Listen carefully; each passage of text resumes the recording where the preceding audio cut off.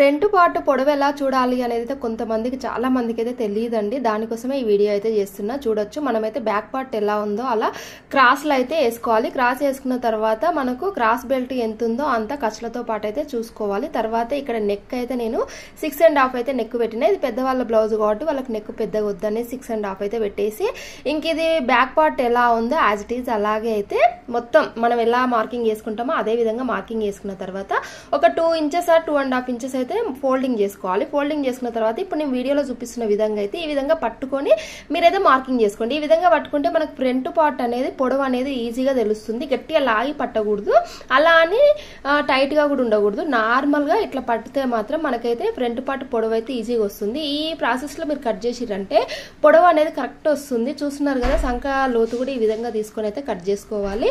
ఇదైతే కొత్త వాళ్ళకి బాగా యూజ్ అవుతుంది. వీడియో నచ్చితే మాత్రం ఒక చిన్న లైక్ చేయడం అయితే మర్చిపోకండి.